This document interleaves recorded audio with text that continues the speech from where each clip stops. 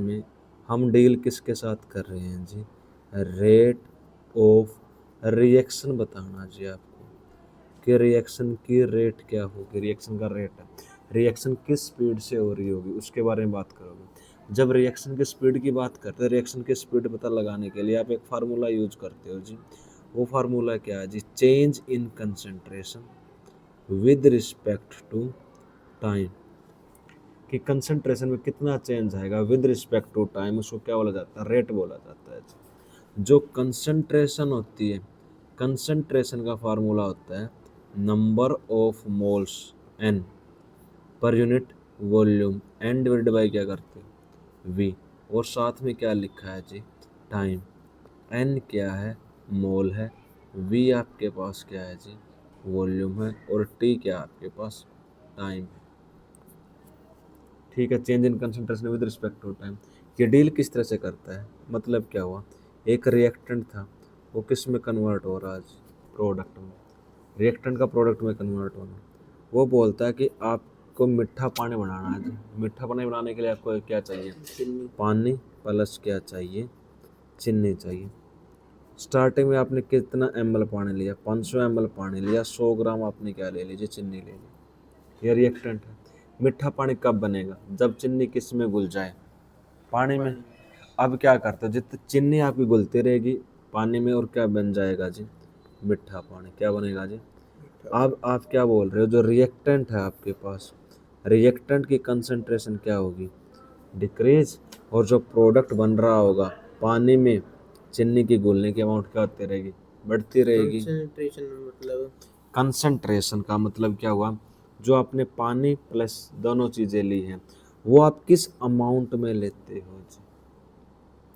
ठीक है, concentration term होती है आपके पास बहुत सारी, जो आपने रिएक्टेंट की कितना वेट लिया है जी, उसका कितना आपने मास लिया है, आप कितना वॉल्यूम ले रहे हो, ये चीज़ आप किस टेम्परेचर पर ले रहे हो, किस प्रेशर पर आप क्या कर रहे हो, नोट कर रहे हो, वो सारी चीज़ किस में आती हैं। आपने यहाँ पर मोल लिख दिया, ये सारी चीज़ें क्या है जी, कंसंट्रेशन है। ठीक है जी, कि कंसंट्रेशन अमाउंट कितनी रखी है आपने, किस स्टेट में किस अमाउंट में है। फिर आपने क्या रखा जी, आपने क्या करते हैं, मिक्स कर दिया, मिक्स करने के बाद कंसंट्रेशन क्या हो रही है, इंक्रीज हो रही है, तो आपने क्या बना दिया, मीठा पानी बना दिया जी। उसका मतलब रिएक्टेंट की तरफ चीनी की अमाउंट घट रही होगी, इस साइड बढ़ रही होगी, तो क्या बन गया जी, मीठा पानी। एक चीज़ घटेगी। अब किसी रिएक्शन के लिए आपको रेट ला लिखना होता है जी। ठीक है, जब आप रेट ला लिखते हो तो रेट ला आपने कोई रिएक्शन कंसिडर की, मैं नॉर्मल जर्नल एक रिएक्शन कंसिडर कर रहा हूँ, वो रिएक्शन मैंने लिखी N1A प्लस का N2B से क्या मिल रहा है जी आपको, M1C प्लस क्या मिलेगा, M2D मिलेगा। इसके लिए आप क्या लिखोगे, रेट लिखना। पहले जर्नल बता रहा हूँ, फिर एक रिएक्शन लिख के बताऊँगा। रेट लिखा आपने, रेट डायरेक्टली प्रोपोर्शनल होता है किसके, रेट किसके ऊपर डिपेंड करेगा, कंसंट्रेशन किसकी, रिएक्टेंट की, रिएक्टेंट की कंसंट्रेशन के ऊपर डिपेंड करता है आपने इनिशियल अमाउंट में कितनी ली है। आप बोलते हो रेट डायरेक्टली प्रोपोर्शनल किसके होगा, कंसंट्रेशन ऑफ द रिएक्टेंट। ये जो ब्रैकेट लगाई है इसका मतलब क्या होता है, कंसंट्रेशन, ये बोला जाए concentration of A, concentration of B, raise to the power of their stoichiometric coefficient. यहाँ पर वैल्यू क्या लिखता है, एक्स और वाई लिखता है पावर। रेट ओनली किसका लिखा जाएगा, रिएक्टेंट का लिख रहे हो जो, किसका, रिएक्टेंट का। रेट डायरेक्टली प्रोपोर्शनल ए की पावर एक्स और बी की पावर वाई।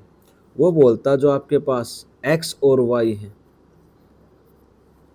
ये आपके पास स्टोइचियोमेट्रिक कोएफिशिएंट की वैल्यू लेनी है। क्या जी, स्टोइचियोमेट्रिक कोएफिशिएंट। वो स्टोइचियोमेट्रिक कोएफिशिएंट हो भी सकते हैं और नहीं भी हो सकते, मे और मे नोट। ये चीज़ थोड़ी दूर की होगी, आप इसको सीधा लिखो जी। आपको पता है ए की कितनी अमाउंट दे रखी है, N1। ये जो N1 और N2 है, N1 और N2 है, इसको क्या बोला जाता है, स्टोइचियोमेट्रिक कोएफिशिएंट बोला जाता है। ए N1 और N2 को बोला जाएगा स्टोइचियोमेट्रिक कोएफिशिएंट। तो आप रेट लिख सकते हो, रेट डायरेक्टली प्रोपोर्शनल किसके होगा, ए की पावर n1 और बी की पावर क्या n2, रेट लिख दिया।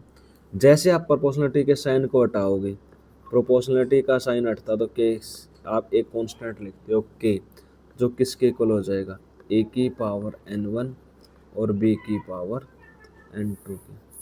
आप क्या लिख दोगे, रेट लिख दोगे। के क्या बताया था, रेट कांस्टेंट। के क्या होता है जी, रेट कांस्टेंट। जो रेट था कैसा डाटा था, एक्सपेरिमेंटल डाटा होता है जी, पूरा पूरा क्या जी, एक एक्सपेरिमेंटल डाटा। इतनी बात है समझ। मैं किसी रिएक्शन के लिए लिख रहा हूँ और साथ के साथ फिर मैं किसकी बात करूँगा, के की बात करते। रेट कांस्टेंट क्या होता है उसके बारे में। आपने कोई एक रिएक्शन लिखी, अब मेरा मन कर रहा है कि मैं लिख दूं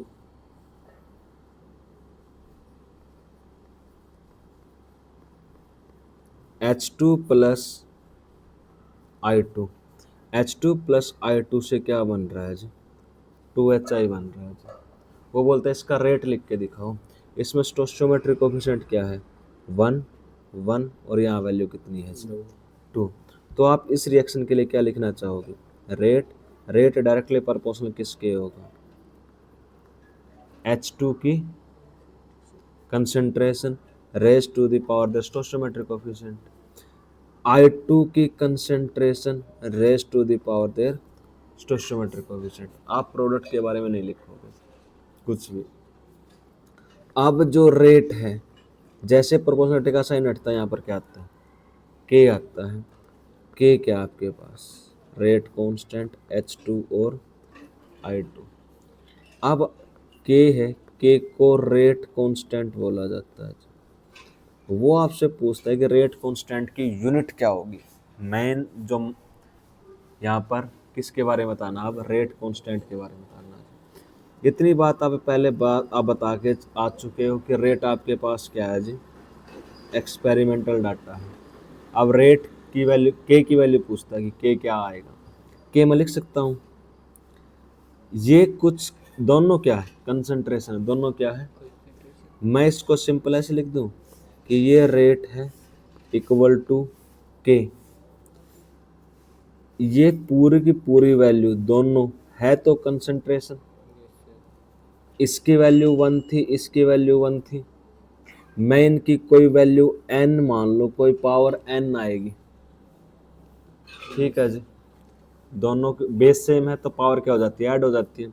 कोई वैल्यू n आएगी, मैंने मान ली। यहाँ से के निकाल लें। अगर मैं के निकाल लूँगा तो कुछ ऐसा लिख सकता हूँ, रेट डिवाइड किससे कर दूँ, कंसंट्रेशन ऑफ द रिएक्टेंट। क्या आ गया, रेट कांस्टेंट आया। क्या आ गया, लेकिन वो रेट कांस्टेंट की यूनिट पूछता है जी। क्या पूछता है, रेट कांस्टेंट के आपसे हमेशा यूनिट पूछी जाएगी। रेट की यूनिट क्या होती है भाई, रेट अभी हम पढ़ के आए थे। अगर हम बात करें, रेट क्या था, change in concentration with respect to time. Rate अभी आपने पढ़ा, change in concentration with respect to time. तो यहाँ पर रेट की अगर मैं वैल्यू लिखना चाहूँ तो मैं इसको कुछ ऐसा लिख सकता हूँ, जो के आएगा उसको लिखा जाएगा concentration with respect to time, और यहाँ पर कंसंट्रेशन की पावर क्या है, n। अब ये कंसंट्रेशन को मैं ऊपर भेज दूँ तो n किस में आ जाएगा, माइनस में आ जाएगा। तो आप इसको कुछ इस तरह से लिख सकते हो कि कंसंट्रेशन है, इसकी पावर 1 है, जो दूसरी कंसंट्रेशन है उसकी पावर क्या है, माइनस का n। टाइम किस में लेते हो जी, सेकंड में। अब अगर बेस सेम है तो आप ऐसा लिख सकते हो कि कंसंट्रेशन की पावर क्या हो जाएगी, 1 माइनस n हो जाएगी जी। ठीक चल रहा है यहाँ तक, थोड़ा बहुत। ये ऐसा हो सकता है कि मैं इसकी जगह क्या मान लूँ जी, ये पावर क्या है 10, और इसकी पावर में मान लो 10 की पावर 2, 10 की पावर 2। ठीक है जी, मैं कोई न्यूमेरिकली सोल्व कर रहा हूँ, क्या कर रहा हूँ, न्यूमेरिकली। तो मैं इसको कुछ ऐसा लिख सकता हूँ कि एक क्या है 10, दूसरा क्या हो जाएगा 10 की पावर -2। यहाँ पर नीचे क्या है सेकंड। जब बेस सेम हो, बेस क्या हो सेम हो, तो पावर क्या हो जाती है प्लस हो जाती है। तो आप लिखोगे 1 माइनस का 2। मैंने भी तो यही किया, पहले आपके पास कोई कंसंट्रेशन थी, उसकी पावर 1 है, जो दूसरी कंसंट्रेशन उसकी पावर क्या है -n। ये नीचे प्लस था, ऊपर जाने पर क्या हो जाएगी माइनस की होगी। तो दोनों का बेस सेम होगा, तो कंसंट्रेशन की पावर क्या लिख दी 1 - n। ओके सर, ये क्या है एस ये सेकंड टाइम की यूनिट है आपके पास। टाइम को किस में लिखते हैं सेकंड में लिखते हैं। ठीक है, यहाँ फिर से क्या लिख दिया सेकंड। ये जो कंसंट्रेशन की यूनिट होती है, कंसंट्रेशन की यूनिट होती है मोल पर लीटर, मोल पर उसकी पावर क्या है 1 - n। ठीक है जी, कंसंट्रेशन की यूनिट क्या है मोल पर लीटर। और आप क्या लिख रहे हो जी 1/सेकंड। इतनी बात आई समझ में, यहाँ तक कोई दिक्कत। मैं इसको कुछ ऐसा लिख सकता हूँ जो के इक्वल आ रहा है रेट कांस्टेंट। अगर मैं इसको पलट दूं, मैं लिख दूं लीटर मोल इनवर्स। मैं क्या लिख दूं उल्टा कर दिया, तो पावर भी क्या हो जाएगी, तो n माइनस क्या लिख दूं 1। और क्या लिख दिया सेकंड इनवर्स लिख दो इसको। किसकी यूनिट आ गई रेट कांस्टेंट। थोड़ा आसान तरीके से याद करना सिखाऊं, मैं इसको के एल एम एन लिख सकता हूँ। मैंने क्या पढ़ी, मेरे को ए बी सी डी सिखाएगी। ए बी सी डी होती है L M N S, L M N S. Rate constant की यूनिट आप क्या लिखोगे litre, L for litre, M for mole. इसका क्या क्रॉस मल्टीप्लाई करते हैं यहाँ पे, किसका यहाँ पे सेक कहाँ पे गया फिर यहाँ पे टाइम ये था। मैं सेकंड को क्या लिख सकता हूँ एस से रिप्रेजेंट कर सकता हूँ। यहाँ पर इसकी पावर क्या है, अगर मैं इसको अपॉन में न्यूमरेटर बाय डिनोमिनेटर, डिनोमिनेटर से किस में लेके जाऊँ न्यूमरेटर में, तो क्या हो जाएगा सेकंड इनवर्स। तो मैंने क्या लिख दिया सेकंड इनवर्स लिख दिया। तो लीटर मोल क्या लिखा जा सकता है N minus L for litre, M for क्या मोल, एन है ये n - 1 s -1 तो किसकी यूनिट हो जाएगी रेट कांस्टेंट। आपने किसकी यूनिट बता दी जी रेट कांस्टेंट की यूनिट बता दी। आई है किस तरह से इस तरह से, लेकिन याद करने के लिए आपसे पूछा फर्स्ट ऑर्डर की क्या बताओ यूनिट बताओ रेट कांस्टेंट। बोलता रेट कांस्टेंट की यूनिट बताओ फर्स्ट ऑर्डर के लिए। यहाँ पर n क्या हो सकता है, n हो सकता है 0 से लेकर 1 0 1 2 3 एंड सो ऑन, कहाँ तक भेज दो आप इन्फिनिटी तक। अब अगर मैं वैल्यू पुट कर रहा हूँ n की वैल्यू 0, तो आप लिखोगे लीटर मोल 0 - 1 सेकेंड। n की वैल्यू किसके लिए, n की वैल्यू जब आपने क्या पुट की 0, तो आप क्या लिखोगे ये हो जाएगा लीटर, फिर आप लिखोगे मोल, यहाँ पर लिखोगे इनवर्स, और फिर क्या लिखोगे सेकंड इनवर्स। तो आप इसको क्या लिख सकते हो लीटर मोल पर सेकंड। ये लिखा कैसे जाता है mole litre inverse second inverse. जब आप वैल्यू क्या पुट करोगे रेट कांस्टेंट की n equal to 1, n equal to 1, तो आप लिखोगे लीटर मोल 1 - 1 सेकंड इनवर्स। किसी भी टर्म की पावर 0 क्या होती है 1 होती है, क्या हो जाएगा सेकंड इनवर्स हो जाएगा। फिर आप n की वैल्यू क्या पुट कर सकते हो 2, सेकंड ऑर्डर के लिए बोला जाता है। जब n की वैल्यू 2 पुट करोगे तो क्या आएगा लीटर, फिर लिखोगे मोल 2 - 1 सेकेंड इनवर्स, तो क्या हो जाएगा litre mole inverse second inverse. आई बात समझ? ये किसकी यूनिट है? के की। किसकी यूनिट है? के जो क्या बोला जाता है रेट कांस्टेंट बोला गया। जी क्या बोला गया? रेट कॉल याद रखने का वही ट्रिक आपके पास, आप याद रखोगे इसको LMNS से याद रखा जाएगा। मेन तो यही है क्या? मेन यही है, इसी को याद रखना। नहीं, ये तो हो ही गया यार। LMNS LMN KLMNS, L for litre, M for mole mole. जो आखिरी वाले दो बच गए उनमें से क्या कर दो N-1 S-1। ठीक है जी। तो आप किसी भी रिएक्शन की ये क्या आ जाएगा रेट कांस्टेंट की क्या आ जाएगी यूनिट आ जाएगी। ये किसके लिए थी? जीरो ऑर्डर के लिए। ये ऑर्डर होता है। अभी बताऊंगा। एन आपके पास order of the reaction, n क्या आपके पास n order of the reaction. अब बात करते हैं ऑर्डर ऑफ द रिएक्शन होगा क्या। आपने रेट कांस्टेंट के बारे में सारी बातें कर दी कि रेट कांस्टेंट की यूनिट क्या है, एन क्या है ऑर्डर ऑफ द रिएक्शन आपके पास। ओके साहब, अब थोड़ा आगे बढ़े। मतलब ये चेंज होता रहेगा जी। कांस्टेंट कैसे? कांस्टेंट किस बात? रेट कांस्टेंट है, N order of the reaction, मतलब वो कांस्टेंट नहीं है। के रेट कांस्टेंट है। के क्या है? उसका एक नाम rate रेट कांस्टेंट। के का नाम क्या है? Rate rate constant. N order of the reaction, हम दोनों मिक्स ना कर यार। Rate constant of N order of reaction. वो बोलेगा ऑर्डर ऑफ रिएक्शन बता। तो ये फॉर्मूला है। ऑर्डर ऑफ रिएक्शन अलग चीज है, रेट कांस्टेंट हमें किसी रिएक्शन के लिए बताना है। ऑर्डर ऑफ रिएक्शन मतलब बताने तो सारी चीजें एक रिएक्शन के लिए है। ऑर्डर ऑफ रिएक्शन नहीं बताया जी। क्या नहीं बताया? Order of reaction. Order of reaction के बारे में बात करते हैं जी। ऑर्डर ऑफ रिएक्शन होता क्या है, ये सारी बातें लिखी है जी। आपने जो हाइपोथेटिकल रिएक्शन कंसिडर की थी उसमें आपने अभी लिखा था एक रिएक्शन, बात किसकी करेंगे जी? ऑर्डर ऑफ रिएक्शन कि रिएक्शन कौन से ऑर्डर की होगी।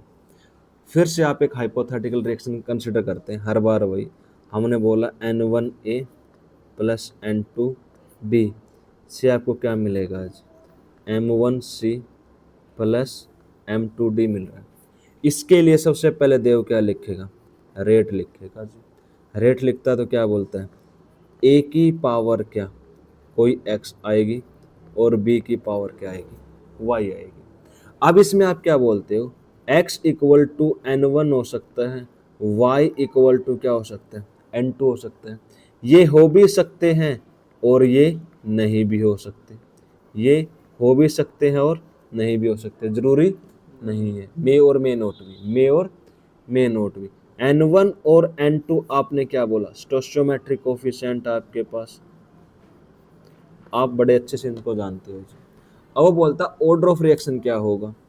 अगर लिखा जाए तो प्रोपोर्शनलिटी के साइन को हटाते तो क्या आएगा? कि ए की पावर x और b की पावर क्या? y। अब बोलता है इस रिएक्शन का मैं ऑर्डर कैसे लिखूंगा, तो वो बोलता है जो ऑर्डर ऑफ रिएक्शन क्या होगा, वो बोलता है जो आपने रिएक्टेंट की कंसंट्रेशन ली है, ऑर्डर ऑफ रिएक्शन को किससे रिप्रेजेंट करता है? n से रिप्रेजेंट करता है। बोलता ऑर्डर ऑफ रिएक्शन होगा क्या? जो स्टोइचोमेट्रिक कोफिशिएंट है उनका जो सम होता है वो किसके इक्वल होता है? ऑर्डर ऑफ रिएक्शन के इक्वल होगा। n किसके इक्वल होगा? n इक्वल होगा x प्लस वाई के। x और y क्या है? स्टोइचोमेट्रिक कोफिशिएंट है। x और y क्या है? स्टोइचोमेट्रिक कोफिशिएंट। इन दोनों को ऐड कर दोगे तो क्या मिल जाएगा? ऑर्डर ऑफ रिएक्शन मिल जाएगा। क्या मिल जाएगा? Order of reaction. अब एक बात सुनना, सुनते ही फिर बोलोगे मास्टर के का एन एक्स प्लस वाई अगर आप ऐड कर रहे हो, सबसे पहले ऑर्डर ऑफ रिएक्शन कैसा डाटा है? एक्सपेरिमेंटल डाटा जी। कैसा डाटा रहेगा? Experimental data. जब आप x प्लस वाई को ऐड करोगे तो वैल्यू आपके पास क्या आ सकती है? जीरो। वैल्यू क्या हो सकती है? जीरो हो सकते हैं, +1 +2 +3 हो सकते हैं। वैल्यू कैसी हो सकती है? नेगेटिव हो सकती है। जीरो भी हो सकती है, पॉजिटिव वैल्यू आपके पास क्या होगी, जीरो होगी, नेगेटिव होगी और क्या होगी, पॉजिटिव। और साथ के साथ किस में भी डाटा आ सकता है, फ्रैक्शन में भी आ सकता है।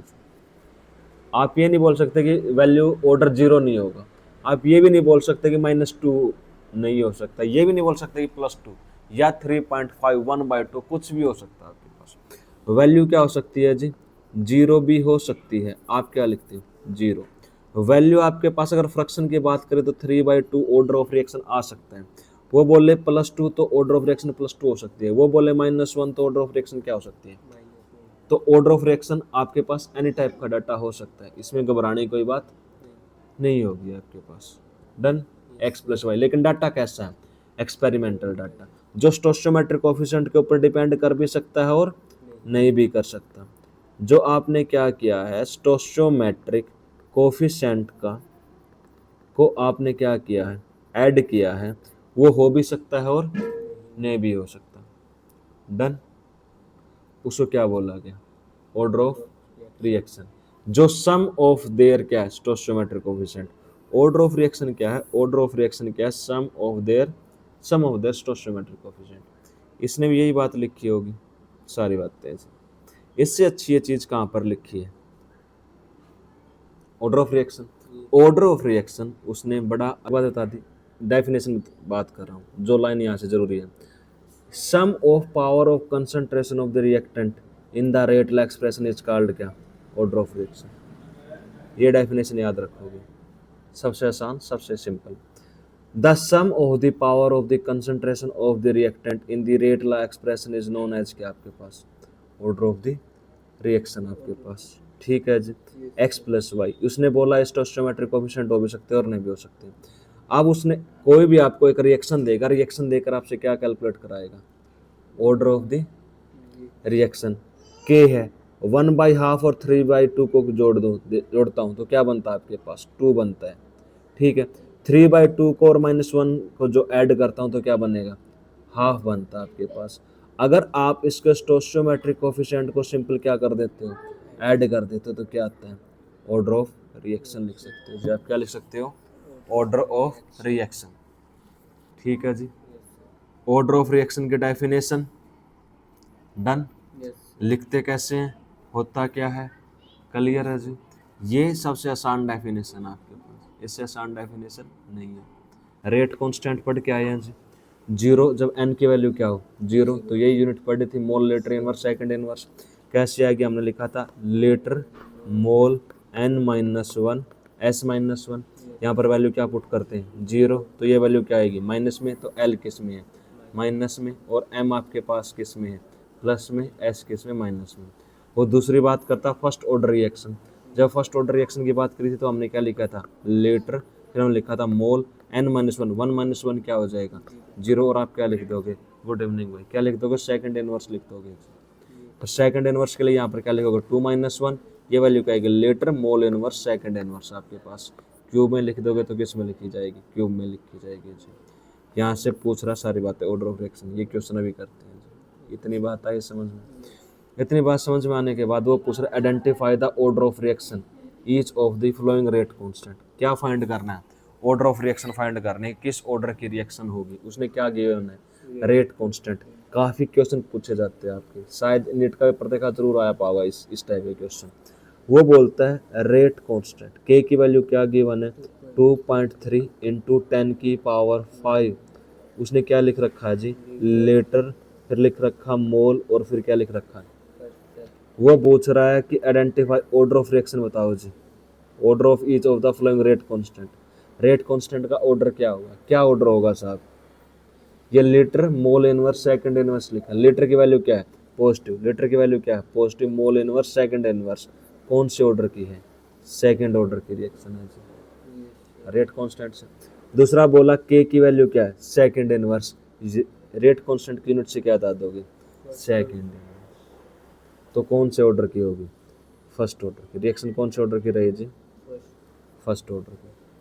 अब उसने देख क्वेश्चन कैसे पूछ रखा है, the unit of second order rate constant is, उसने यूनिट दे दी, देयरफॉर के की value they the, represent a second order reaction. एक सेकंड ऑर्डर रिएक्शन क्या करो, रिप्रेजेंट करो। अब उसने क्या दे दी, एक यूनिट दे दी, रेट कांस्टेंट दे दी, एक उस सेकंड ऑर्डर रिएक्शन को क्या करना है, रिप्रेजेंट करना है। मेरा मन करे मैं वो उसको इस तरह से रिप्रेजेंट कर सकता हूँ। वो आप बोलो, आप लिख रहे हो रेट किसके इक्वल होगा, के ए की पावर में 1 लिख दूँ, बी की पावर क्या लिख दूँ, 1 लिख दो, ऑर्डर क्या हो जाएगा, 2 हो जाएगा। रिएक्शन को रिप्रेजेंट कर दो, ए प्लस बी से क्या मिल रहा है जी आपको, सी मिल रहा है जी। आप किस तरह से रिप्रेजेंट कर दो, रेट के लिखकर आपने क्या लिख दिया, ए का 2, तो आपने बोल दिया 2a से आपको क्या मिल रहा है, b प्लस सी, तो a की पावर कितनी हो जाएगी 2। तो कौन से ऑर्डर की रिएक्शन है, आप इससे रिप्रेजेंट कर दो, इससे रिप्रेजेंट कर दो।